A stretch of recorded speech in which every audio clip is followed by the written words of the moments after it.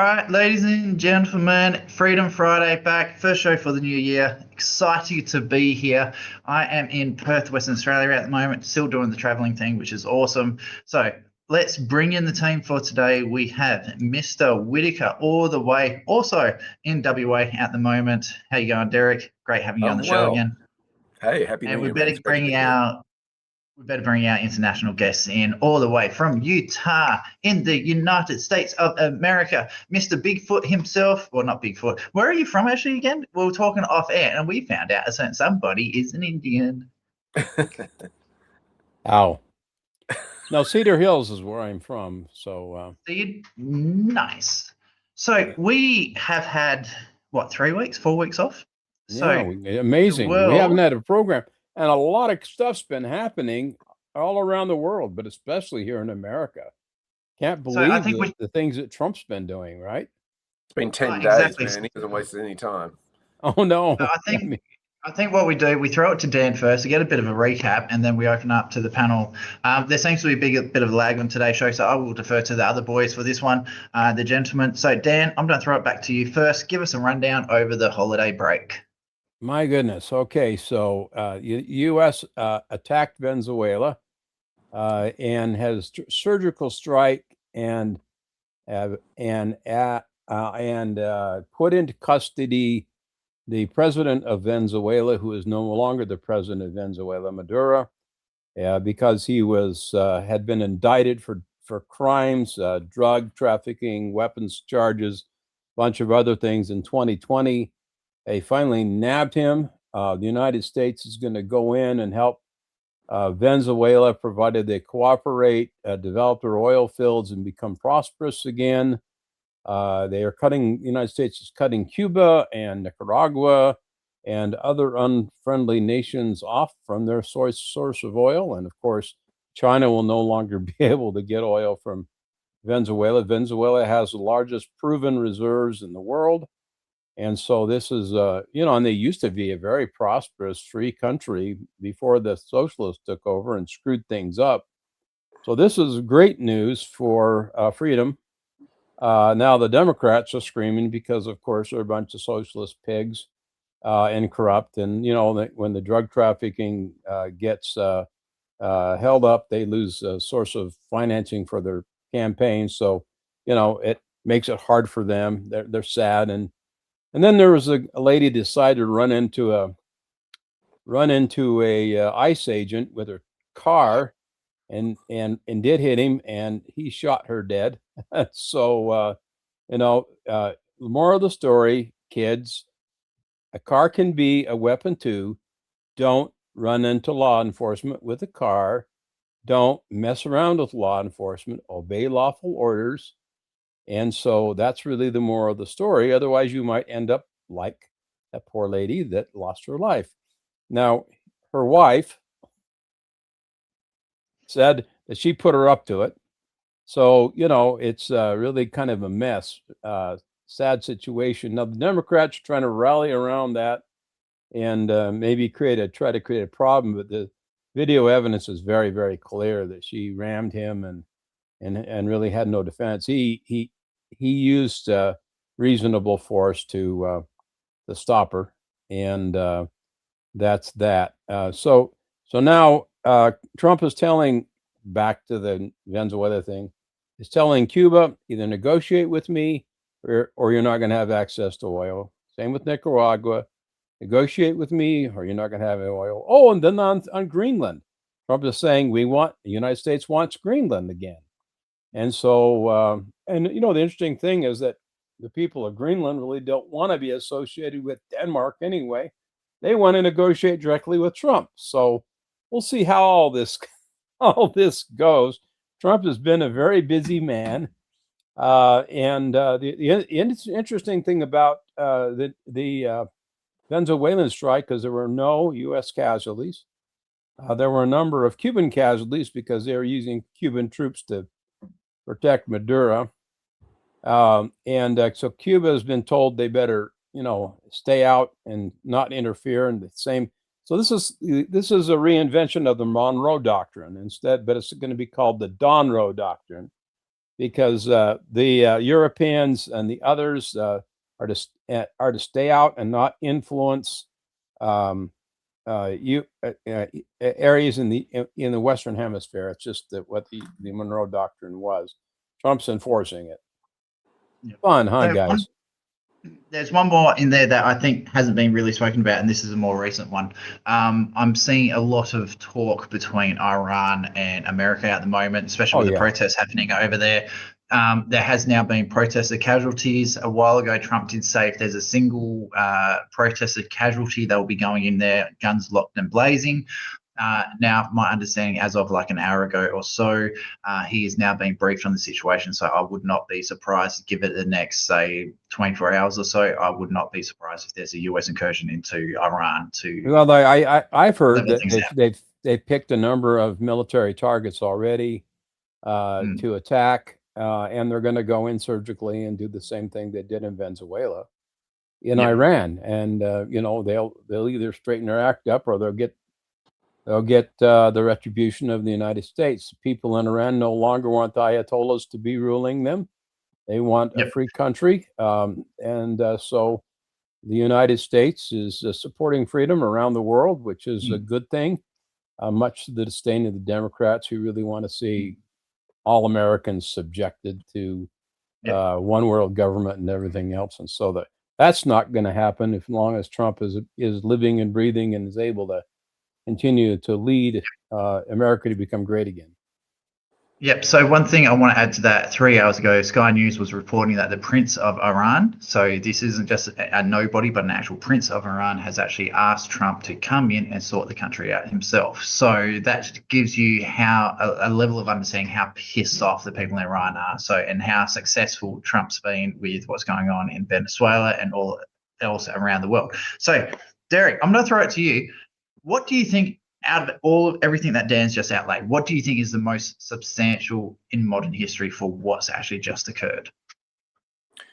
Well, I think overall, Trump is dismantling the system. I think that's the big point here. He also, I'll just add a little bit to what's been going on. Trump has just pulled out all U.S. executive departments and agencies to withdraw from the United States, withdraw the United States from more than 60 international United Nations. United Nations affiliated organizations. This is massive. And you've got to remember, guys, what's also happening this month. Trump and his entourage are going to Davos down at the World Economic Forum, right? So given what he's just done in Venezuela, that's going to tick off a lot of world leaders. And I think a lot of them, dictators, are probably thinking in the back of their minds, gosh, if you can do that so easily, what can he do to me? It's a big warning. The sheriff is on, policing right now. I also think it's very interesting what it does in relation to a relationship with Denmark and the United Nations. Help me at NATO, and where that puts the United States with NATO. It's kind of obvious that Trump believes that the benefits are for the European states, not the US. If US is attacked, are they going to come running to their aid? The US? No, of course not. No. And so it's like, why are we in this organization? So with pulling out of these things, I mean, there goes the funding. Trump's also done that with the Paris Agreement. He's also done it with the World Health Organization.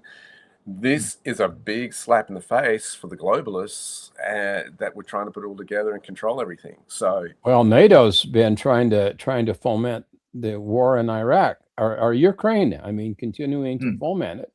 The Brits particularly, and again, that's caused us to put billions and billions of dollars into that whole thing when that war should not have ever happened. If Zelensky just would have kept the 2014 Accords, then there would not have been the violence and the death of the hundreds and hundreds of thousands of people on both sides. So here's the question for you. Let's say Trump does pull out of NATO, like the funding just outright. I think this is one of the big things that has stopped Ukraine escalating even further. So if Trump does pull out of NATO, will this make Ukraine a worse war?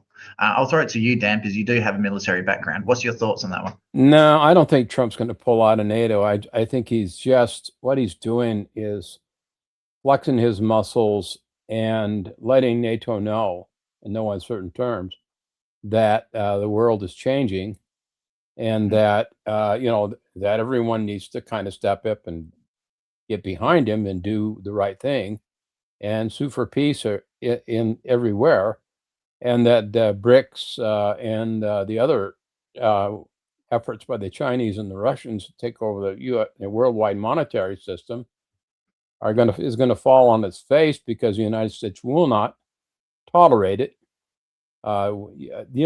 United States is going to be pulling out of the WEF and everything else too, and the international banking system is going to be fundamentally changed, because what has it done? It just put the U.S. in further debt, right?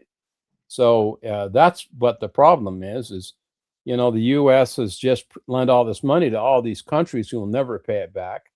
Chinese have lent money to us that will never pay back. And it's just, it's an untenable situation. So the money from the tariffs is beginning to even out the budget deficit somewhat, but he still has to get everything in place and get the Supreme Court to agree that he can do what he's going to do. The spending has exceeded $38 trillion. That's the problem, and that has to be back down. But they've canceled a lot of funding to different things that are so damned abusive in the United States. They're going to be pulling back a lot of money from programs that have been basically fraudulent, in states like Minnesota and California and other places, and with the Small Business Administration, and with all these other things that have been creating fake child care centers and fake loans for other businesses that have done nothing but turn around and funded democratic violence and organizations. So they've been able to trace it back. And this has just all been the Democrats' way of funding their friends and trying to overtake the free people of the United States. So there's a couple of good points there that you raised, and I want to bring it back to the Venezuela side of things. I'm hearing a lot of chatter, especially from the Democrat side of things, saying that the attack on Venezuela, if you can call it an attack, I'd like to call it an extradition in Venezuela. Yeah. Because a lot of people don't know that America and Venezuela had a extradition agreement since 1922. So that's been around for an extremely long time. But I think it was about oil. I don't think it was about America gaining access to the Venezuelan oil. I think it's more about keeping it away from countries like China, Iran, Russia. I just did a quick Google search, and last year, 3% of all of China's oil actually came from Venezuela, even though there's supposed to be sanctions on them. So I'm going to throw this one to you, Derek. How much of an impact do you think removing this oil business? Yeah, 3% doesn't sound like a lot, but we're talking like, what was it? Nearly 800,000 barrels of oil a day was going to China for this one. I don't know how much was going to Iran. I don't know how much was going to Russia. How much of an impact do you think this is going to have on the BRICS, considering how energy intensive China is, especially with all their manufacturing? Oh, I think it's going to have a massive effect, because the reserves they had alone was in the billions of oil that we were just sitting on, Venezuela. And so, yeah, it's going to have a massive effect. It's what the make the world goes round. And of course, green energy, we know the world's kind of done a reversal. Trump's kind of done a reversal on that. And what's been interesting is that the price of silver has skyrocketed over Christmas. So anyone in the green energy space, it's going to be a lot more expensive to do that. So much to the fact that Samsung bought its own silver mine just before Christmas and has 2 years. Not quite. I'll cover that one in a minute. They actually purchased 2 years worth of use of silver, exclusive rights of a silver mine. They didn't actually own the silver mine, but I'll get to that one later. So, well, because their new batteries for their EV cars are going to require at least a kilogram worth of silver to run. So the world's kind of moving away from that green energy focus now, coming back to oil. And Trump knows if economies are going to run on oil, and he wants to have that energy source for them to be able to sell. America's thinking sell. So I've got to also recognize that there's different grades of oil as well. And the United States, in terms of its manufacturing process, is very well set up to handle the grade that's coming out of Venezuela. It's the finest oil there. whereas some of it is a bit thicker and doesn't work as Yeah, economically. it's crude. It's thick crude, and it's not sweet. It's dirty. It's harder to refine, but Yeah. it's used for I just asphalt and products and other things. Not used typically in gas or diesel. I have a lot of experience in this side of things. A lot of family work in the oil and gas industry. So the oil out of Venezuela is generally used for plastics and things like that. It's very Yeah. thick, it's dirty, it doesn't burn very well. The oil in Australia, there's certain parts in Australia you can actually take it straight out of the ground, put it straight into a diesel car and use it immediately. That's how clean it is in Australia. America, not quite as clean as Australia, but very little refining is required before you can use it as a fuel source. But again, even if it is dirty crude oil, you can still use it to produce energy in different ways. But the level of pollution that comes out is insane. But we all know China doesn't give a shit about pollution. So, Right. yes, the crude oil is amazing for producing plastics, car tires, and all that sort of stuff. So there's absolutely a use for it. It's worth. I've heard $17 trillion. I've also heard 14 trillion. Either way, it's an insane amount of money. It is the largest oil reserves that we know of. But yeah, so I this is a good one because I think it's more about making sure the countries that need the oil and going to the ones that are going to do the right thing by like the world as a whole. America's able to direct it saying, no, these countries need the oil. They don't do the right things with it, where China is just going to cause problems. They don't hassle people in the South China Sea. So you know what? Let's take the oil away from them as a bit like, naughty boy, go sit in your corner sort of thing. So, Well, I mean, if Venezuela is affluent and free, and that affluence and freedom will spread to other countries, just like communism did. And a lot of the terrorists and such came out of Venezuela, right? And so what you're doing is making it less attractive for people to come to the United States if the United States is using their oil to help pay for their problems, to fix their economy, to take care of their people, right? It's just smart when it comes to the economic standpoint. Plus, it gets Venezuela to cooperate on the drug trade and the terrorism and everything else with respect to their own bad actors, because they have only upside to cooperate with the United States. Because if they don't, the United States would just take out the current leaders and replace them with other people. But so the current vice president understands, okay, if I want to stay in power, I'm going to have to play nice to the United States. I think what people don't realize too. Let me just say this: I don't think people really realize too how bad the corruption was in Venezuela, to the point where people were merely in survival mode. To get food, it was on the black market because they had to just basically they had a portion that they could purchase every day.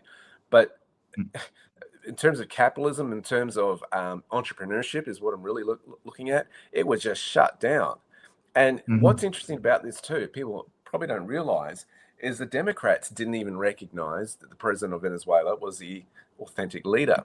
Now, in this mix, right, the United States had a company that was bought out in terms of voting systems by a Venezuelan company as well. And what's suspected here is that this Venezuelan company, I think it's Spartix, I think its name is. Correct me if I'm wrong. I don't want to call out something, but this company was controlling so many of the voting systems in so many different nations around the world globally. And so that'll be the next piece of the pie in terms of, has there been any manipulation in terms of international operations or elections, I should say, by these operations? And that's going to be a really fascinating place. So when there is corruption in a system, it just spills out and affects the people. The left are saying, listen, this is terrible what's going on, but I'm not seeing any Venezuelans complain about the situation. In fact, I see them in tears rejoicing, going, this is fantastic. We are now free. So it gives you, I've never been to Venezuela. I've never really studied it in depth with Venezuela, but you talk to the people that are there or look at what they're saying, that really shows a lot in terms of the situation that's going on there in South America. Yeah. So AOC had all the signs and everything produced for people to and paid people to protest in the streets of New York the day after. It's like, seriously, in New York, so they were demonstrating against it, but the people in Venezuela were rejoicing, like you said. Well, I saw a video on that. The attack happened at about 2 a.m. in the morning. Protesters were on the streets with professionally produced signs by 7 a.m. Yeah, I know. And one meme guy saying, "How did that happen? When the shops are what? They're open at 6 a.m." Makes Yeah, you go, what's going on here? Well, AOC has a company that does that. Okay. Oh, they'll print 24 hours if they have to. It's not that hard. Most print, I used to own a printing company. So you just tell it to print and then walk away, come back later. It stacks them and puts them in boxes for you and all that sort of stuff. Then they have a bunch of people hired to do it. Just rock up in the morning, go pick it up, and to throw, $100 to someone to go do that overnight, they'll take it. So the company that Derek was talking about earlier was Petroles de Venezuela.sa. PDVSA is the ticker sign for it. They control over 90% of the GDP for Venezuela, which was nationalized in 1976 as part of the takeover from the socialist government taking over Venezuela. So, and it's really easy. Just Google it; it all comes up. So you have a socialist government in control of a democratic process. Yes. Alleged democratic process. For how many years? Yeah, all the time. It's funny because he even lost that so-called democratic process as well. That shows how much they hated him. Even in the last Venezuelan election, there's footage of people rocking up to the voting polls at 9 a.m. in the morning and being turned away because there's military guards on the inside. They're not unlocking the gates. And Venezuelans are crying, going, we can't exercise a democratic right to vote. So the thing I'm really excited about this because I'm actually a Panama resident. I find Panama fascinating. So it's 2 countries over. And so I get to talk to a lot of the lawyers and stuff like that whenever I head over there. And they were saying that this is arguably one of the best things for South America, because what happens is you don't take that socialism aspect away from Venezuela. People don't be free to make their own decisions, make their own money.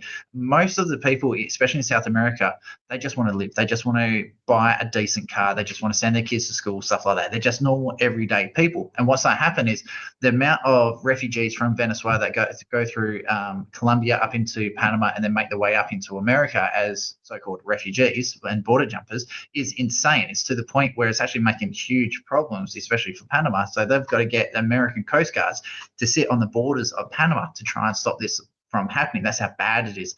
The human trafficking in Panama is amazing, like amazingly bad, not good. So what this is going to do, and it's already starting in places like Panama, Colombia, a lot of these other South American countries, they're saying, hang on, wait, we can get our freedoms back. Please come to this country, help us out. What do you think? No one really cared when America took over the Panama Canal from China all over again. Why do you think the Panama government was so excited? Like, oh, hell yeah, we're going to jump onto this US bandwagon, because they knew that their life is going to be infinitely better under a Trump government than a Biden government. So. Oh yeah, and under Chinese control. Yeah. So universally, the people in South America that are not getting kickbacks from the government, 100% support what's happening in Venezuela at the moment. So, oh yeah. So yeah, that's just my 2 insight. So with this one, gentlemen, we're up to nearly coming up for our time. So I'm going to throw this one down to you, Dan. Let's have a look I was going to say next 6 months, but I don't think we can look that far forward with Trump. Let's say next 3 months. What do you anticipate is going to be the big news ticket? Just guess, your bingo card for 2026. What do you think's going to come up next? Maybe you should just do what's going to happen in the next 14 days as the right things are going. It's 24 hours, actually. Yeah, it's amazing what's happening. I mean, who knows? I guess it depends on how if the courts, if Trump is able to continue to move forward and the courts don't get too involved in trying to stop him, it's actually not going to stop him. He's going to do it anyway. And, because there's all these idiot judges, there's Soros affiliated people that are Democrats who are very liberal and far left and are making all sorts of bad decisions. Now, so I think Trump's going to continue to move forward and all the things that we've talked about. And whether he succeeds or not depends on what kind of support he gets from the American people, from the military, from the MAGA people who are starting to turn a little bit on issues. And if he continues to get support, he'll continue to make progress in making America free. He needs to be more clear about his strategy to get the MAGA people behind him so they understand what's actually happening. Now, he's been transparent as hell. I mean, he goes on TV, he's right there with everybody in the room, and he tells everybody what's going on and everything else. When, with Biden, you never know. Of course, he never knew either because he wasn't really doing anything. Other people were doing it for him.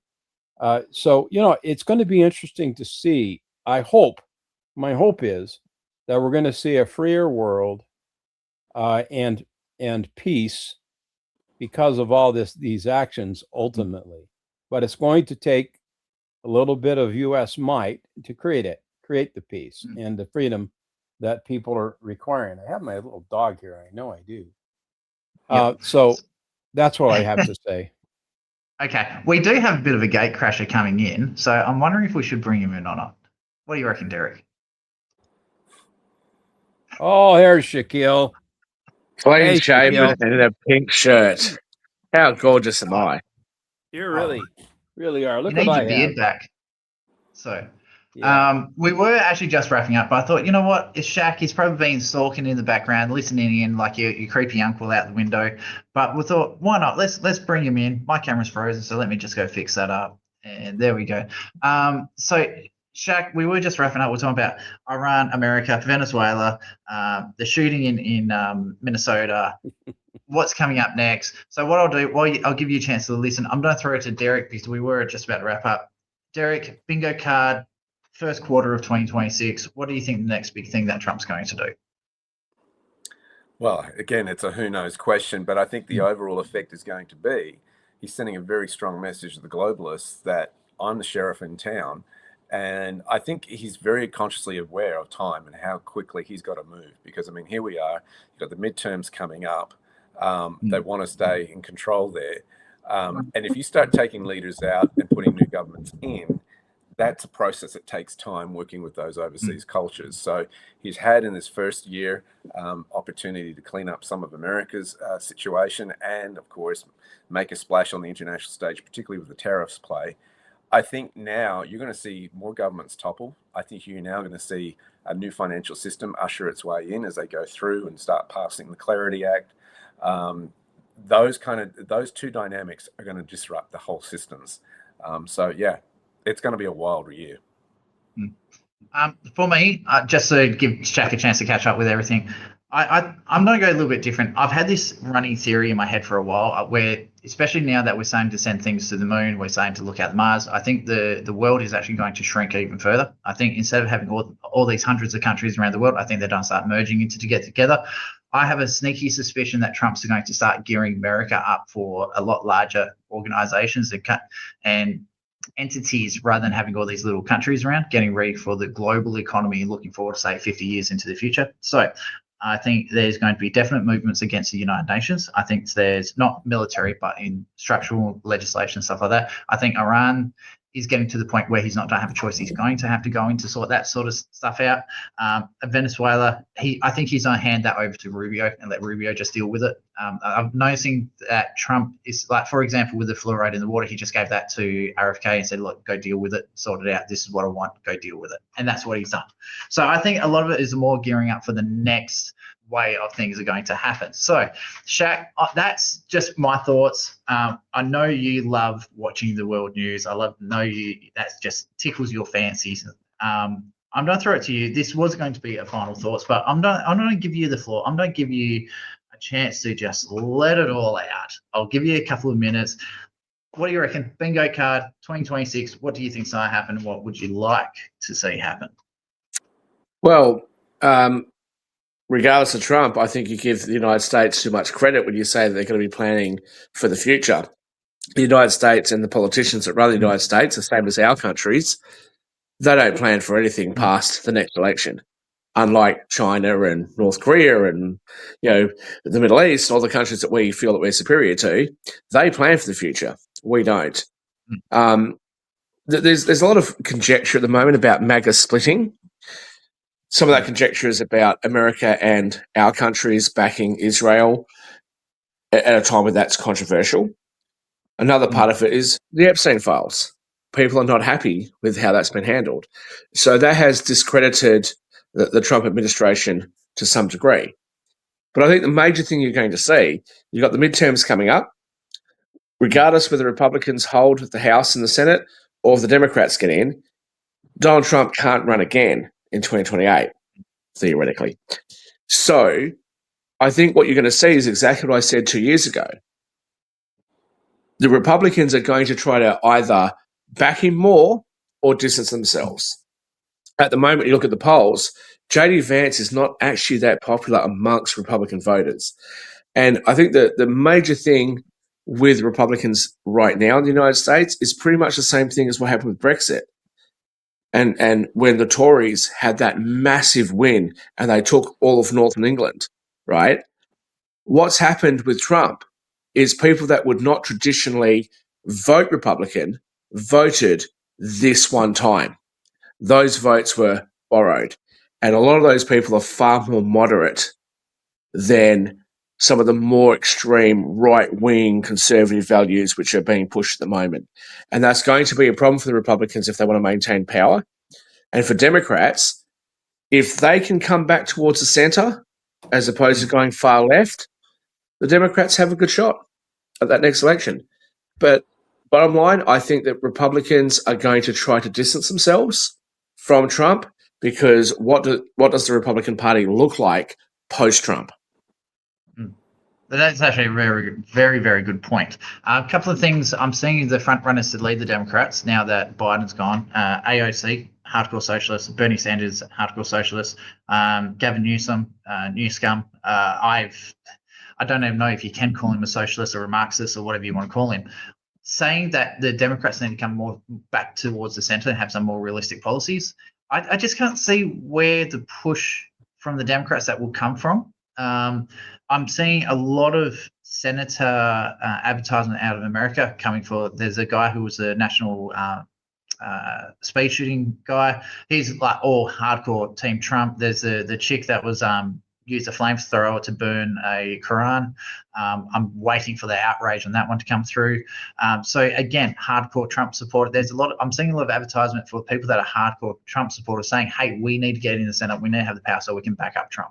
So again, two things. I can't see the Democrats coming back to the center, but there are Republicans that are, like you said, distancing themselves away. Rand Paul's a great example of that one in the Senate. So I think this midterm is going to be very interesting, but I think it will be a red wash because the Democrats just can't come back to the middle. Well, yeah, but Republicans and some of the things that has been going on with ICE, etc., has upset a lot of people. So it's very possible that you'll see someone like Gavin Newsom become a lot more popular if he's talking about universal health care, etc., etc. Now, take someone like Ron DeSantis. He's done an amazing job in Florida, but I think for the moment, for at least the next 10 or 15 years, he's probably missed the boat. He's not likely to be a presidential candidate. He could have been had Trump not run last election, but I think he's kind of missed it. Gavin Newsom's like in a good position. He's been vying for it. We all know that. And what's his name? Tim Mental Walz? blank. The guy from Pennsylvania.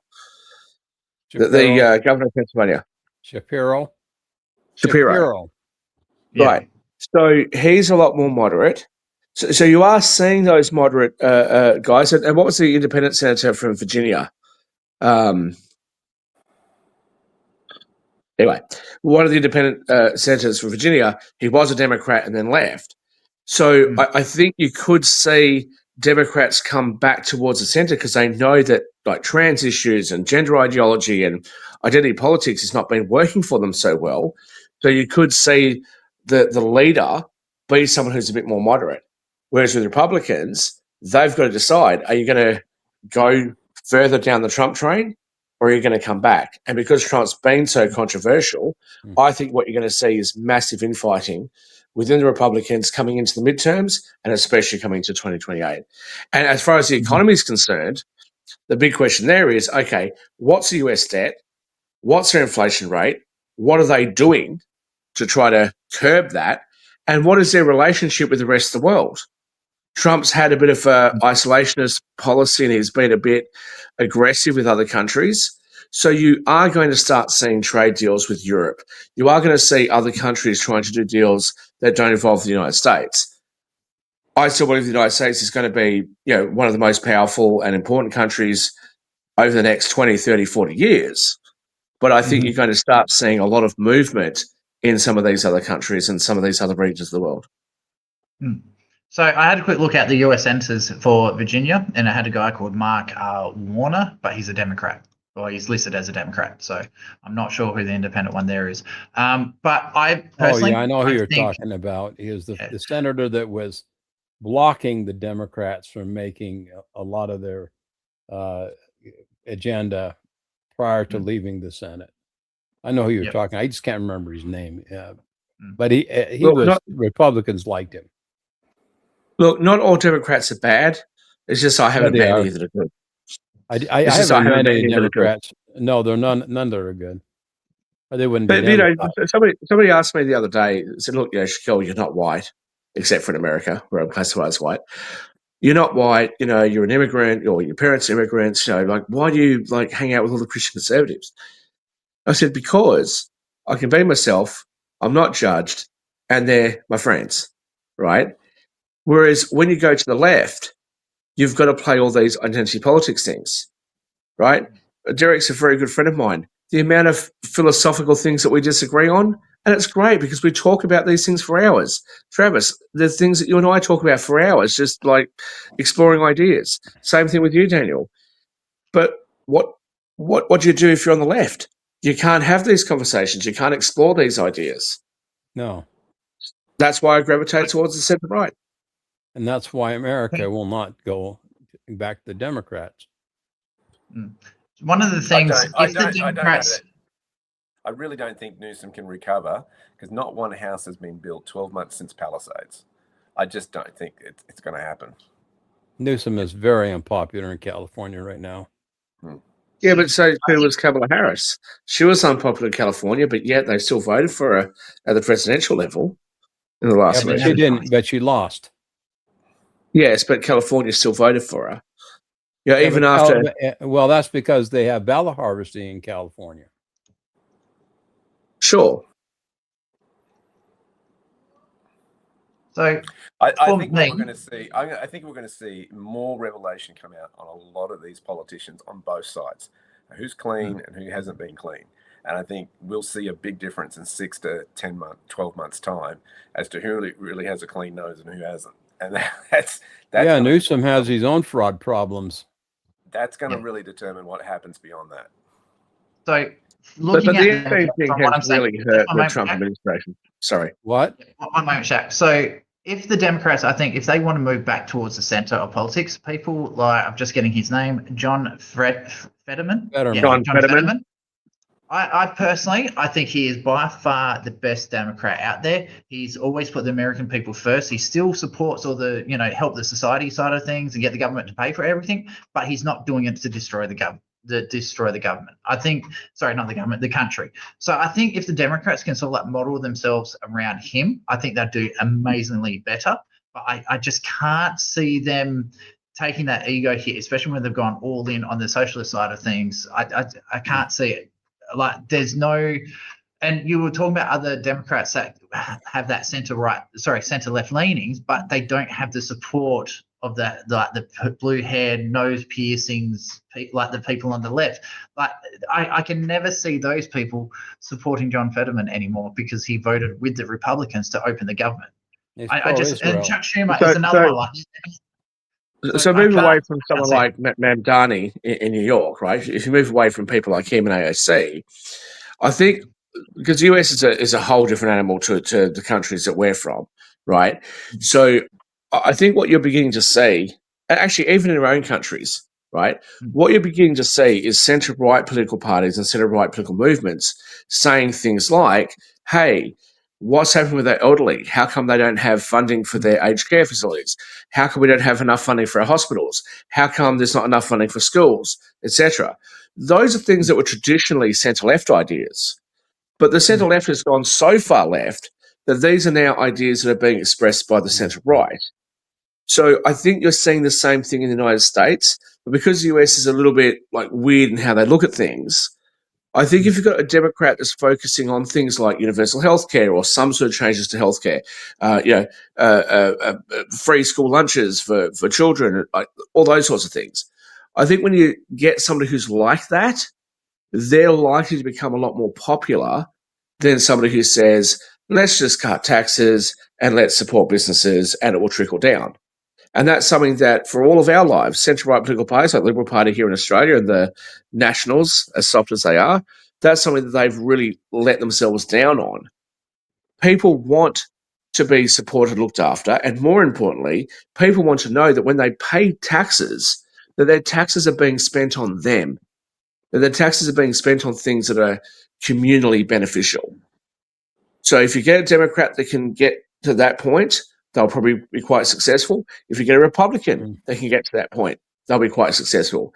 But let's just remember, RFK, Democrat, Donald Trump, Democrat, Tulsi Gabbard, Democrat, right? Like most of the leading people in the Republicans are all former Democrats. So they carry those ideas. And I think that's why they've managed to get support from the middle, because they actually carried ideas that the hard right didn't traditionally espouse. Well, Trump is farther right than people give him, farther left than people give him credit for. He would be a great Democratic candidate 10, 12 years ago.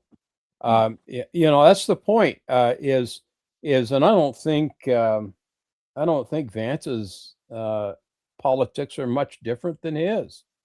And so these things that you're talking about, Shaq, are things that I think that Republicans are willing to tackle and are trying to tackle. The problem is, how do you pay for it, right? I think the model that Trump is using is, let's get the economy really going. Let's create a bigger piece of pie so that we can expand the role of government to help people. Because it's like our buddy, the former comptroller of the U.S. says, his model is, let's make the GDP larger so that we can afford a larger role for government to help people, right? The problem is it's been smaller. The Democrats' policies shrink it. The Trump's policies have expanded it and have brought trillions of dollars into the country for infrastructure, jobs, and other things. And I think that's good for America. His policies are good for America, good for freedom.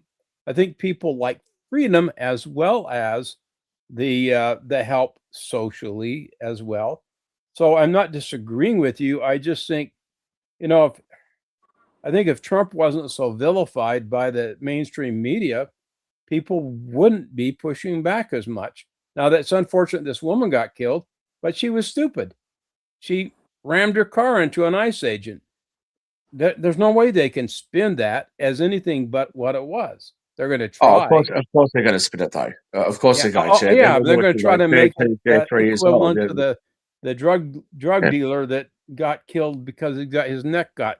But that's not going to be successful because and they leave out the fact that she actually was part of an activist group specifically trying to protest against ICE. But if I could just come back to the Trump thing for a minute.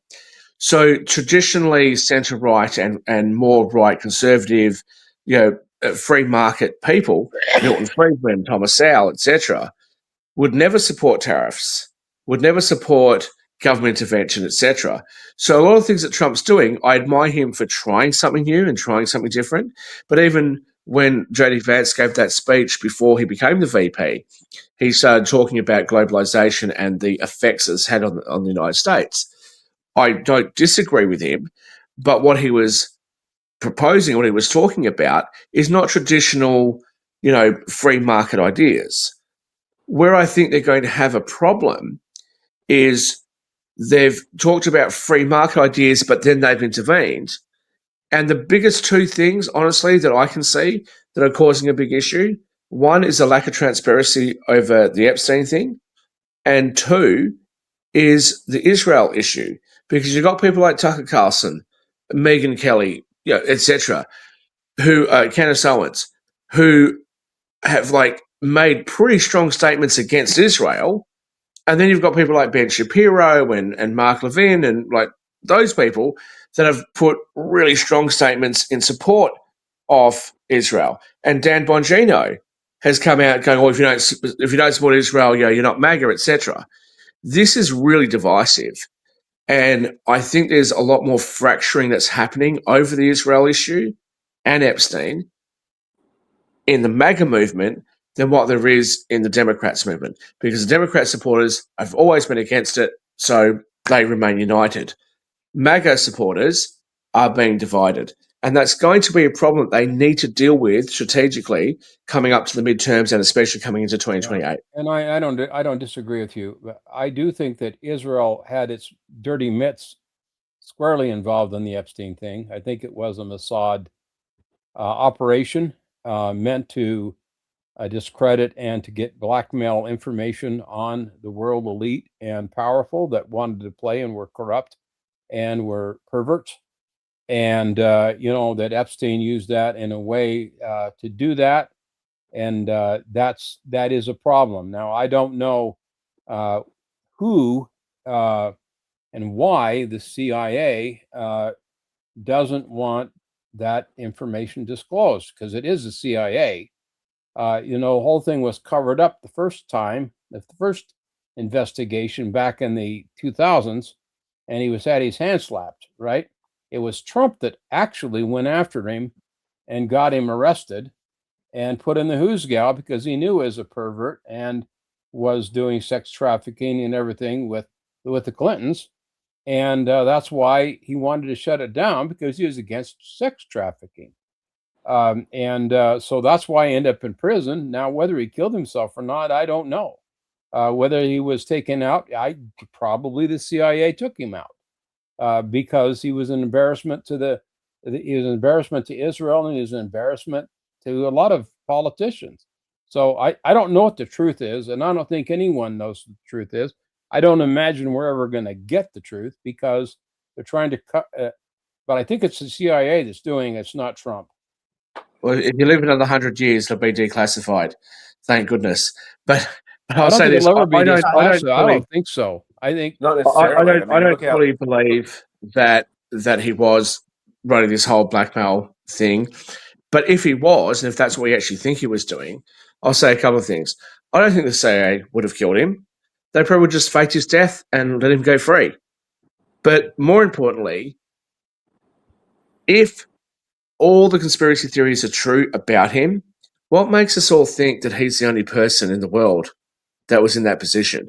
He's not. There's probably a whole heap of other Epsteins around the world. That is the point, and that is the problem, and that is the reason why the CIA is not allowing this information to get out, because they're also complicit. So, guys, on that one, we are coming up to time. We're actually already 15 minutes over, nearly half an hour over, but that's all good. So, Shaq, thanks for gate crashing in at the end of the show. It was awesome. Thank you for having you. I miss your beard. A bearded this man whole is year, everybody's had a crack at me for not shaving, not having a clean-shaven face, and I shaved the beard, and I got back to my goatee, and I was like, hey, you do look a lot younger when you actually shave everything off. I shave everything off, and now you guys are all going, hey, maybe you should grow it back. Yeah, you do hear? Yeah, we realized how ugly the face is. You got to hide it. You look like such a baby without your beard. Such a baby. Baby in pink. Especially the pink shirt. So anyway, this has been Edge Radio Australia. We've got a bald Shaq, a slightly bald Travis. Hey, Jolly. Love the shirt, Dan. Anyway, guys, this has been wonderful. It's been great. EdgeRadioAustralia.com, or you can listen on Facebook, YouTube. And if you're in the East Perth region, we now actually have the 87.6 FM broadcasting 24 hours a day. So make sure you tune in, and we will see you guys shortly, and we'll talk soon. Thanks for tuning in. Take care.